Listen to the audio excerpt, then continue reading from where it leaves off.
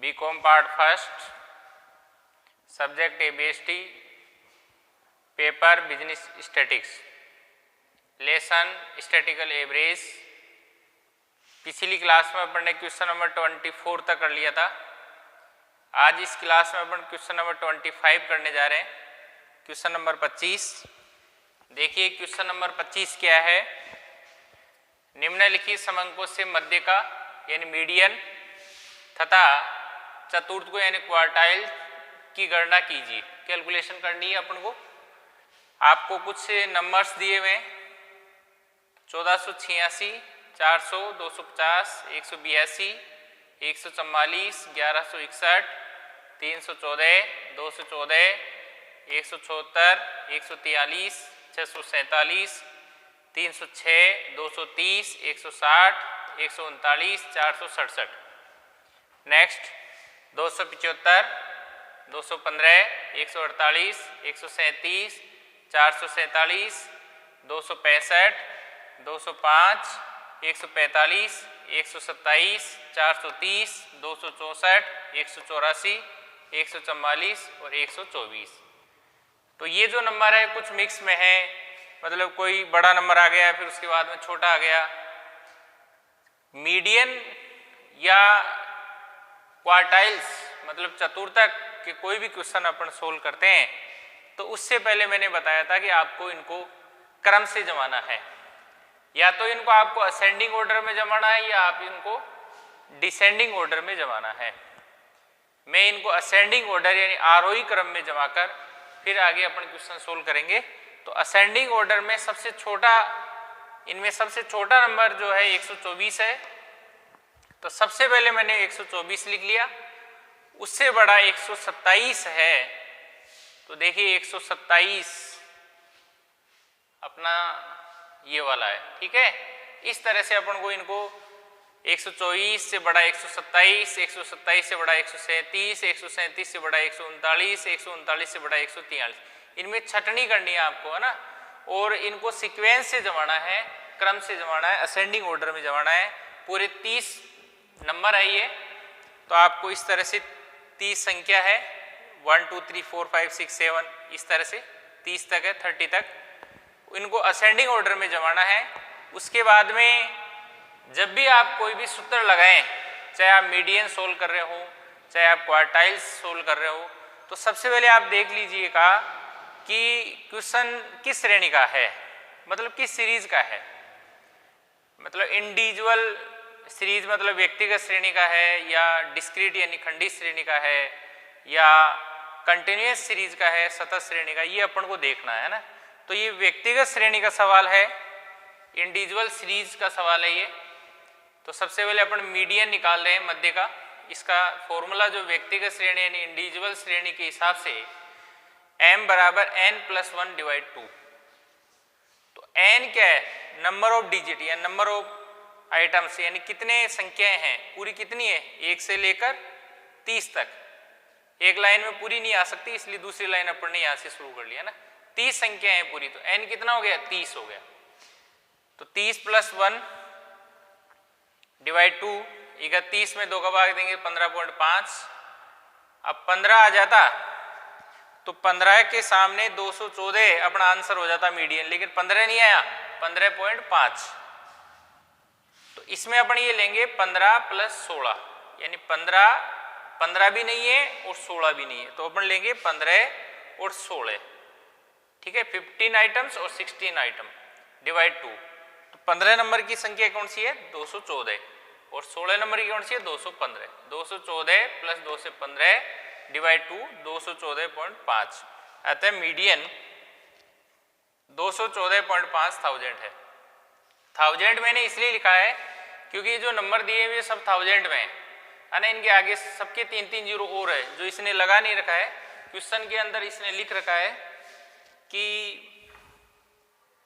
Population of cities in 1000, मतलब ये 1000 में दिए हुए हैं अपन को सारे नंबर इन 1000,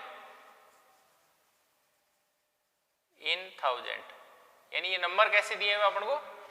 1000 में। सबके आगे 3-3 जीरो और है, तो कोई भी आंसर आए उसके आगे इन 1000 और लगाना है, ठीक है। नेक्स्ट चतुर्थक क्वार्टाइल्स Q1 प्रथम चतुर्थक बोलते हैं और Q3 द्वितीय चतुर्थक अपन बोलते हैं। कुल मिलाकर चतुर्थक दो प्रकार होते हैं, Q1 और Q3, है ना। तो सबसे पहले Q1 निकालते हैं। Q1 का फॉर्मूला अपन लगा रहे हैं इंडिविजुअल सीरीज के हिसाब से।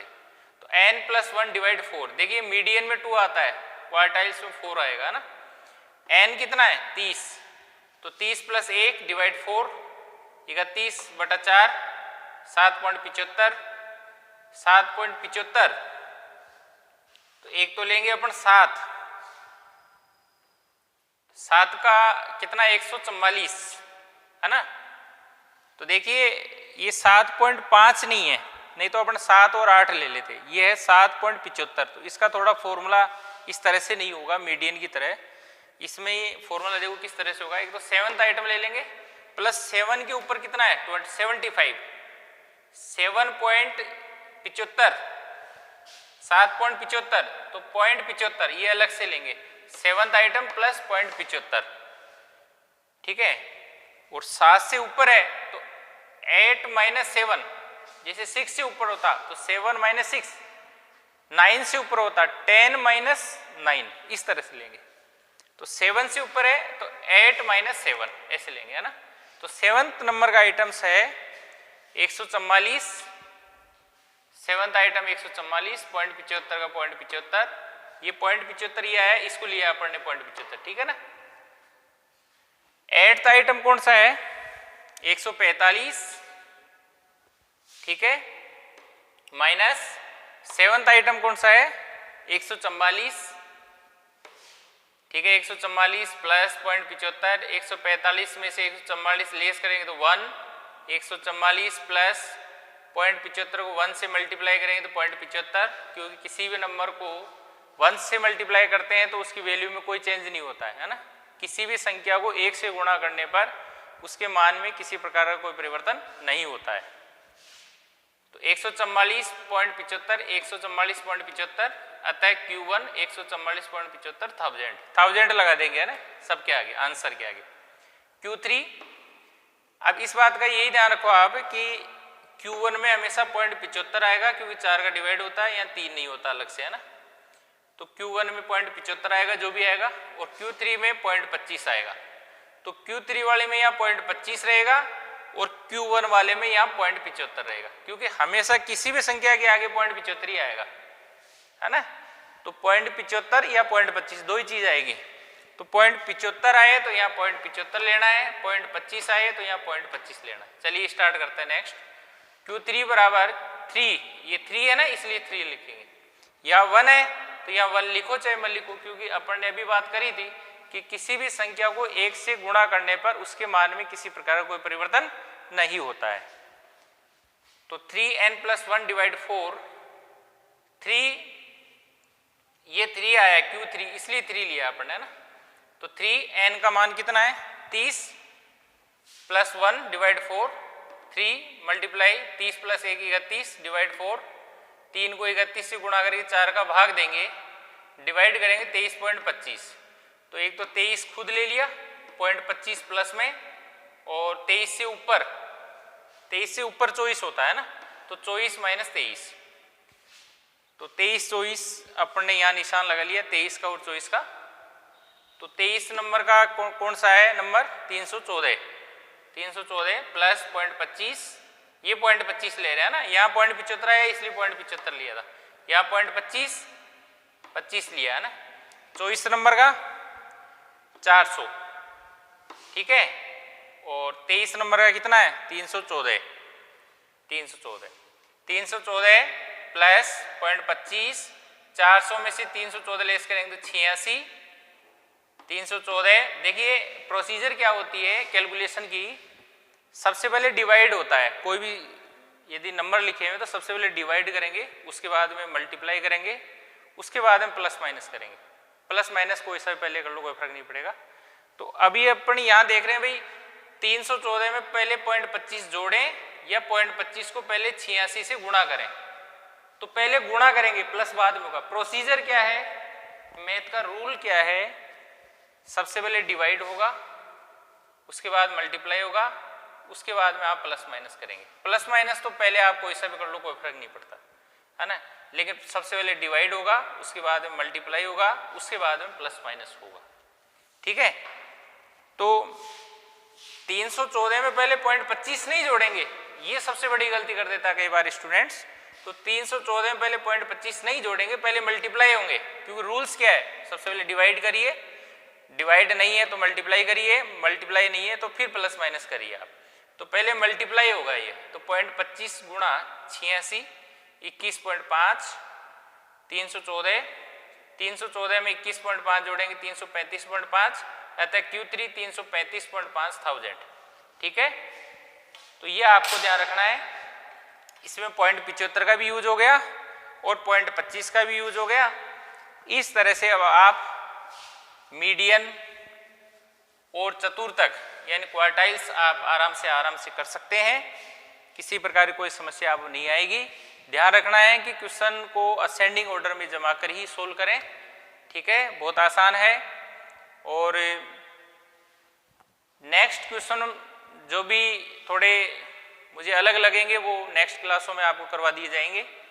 बाकी मध्य का यानी मीडियन और क्वार्टाइल्स यानी चतुर्थक की व्यक्तिगत श्रेणी हो गई, खंडित के भी कुछ सवाल बता दिए जाएंगे, फिर कंटिन्यूअस सीरीज होती है सतत श्रेणी, उसके सवाल बता दिए जाएंगे, फिर अपन मोड यानी बहुलक पर चलेंगे, है ना।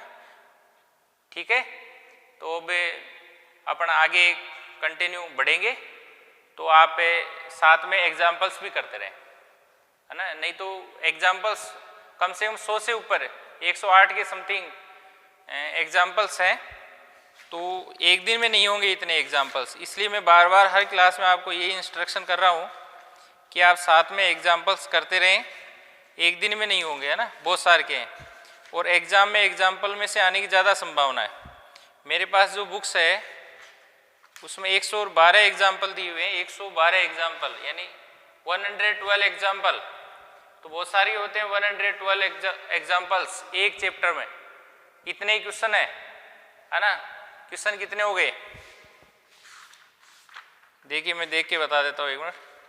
108 क्वेश्चन है, 108 क्वेश्चन है, 112 एग्जाम्पल्स है, तो 220 क्वेश्चन है पूरे।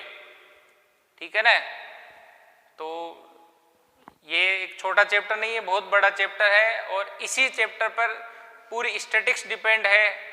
आने वाले चैप्टर अपन एक एक 2-2 दिन 3-3 दिन में पूरे कर सकते हैं यदि ये चैप्टर आपको क्लियर है तो। और यदि ये आपको चैप्टर क्लियर नहीं है तो आने वाले चैप्टर आपसे कभी नहीं होंगे। उम्मीद ही मत रखना कि आपको आने वाले चैप्टर आ जाएंगे। इसलिए आप रेगुलर एग्जाम्पल्स और क्वेश्चन करते रहिए। यही चैप्टर है जिस पर पूरी बिजनेस स्टैटिक्स डिपेंड है।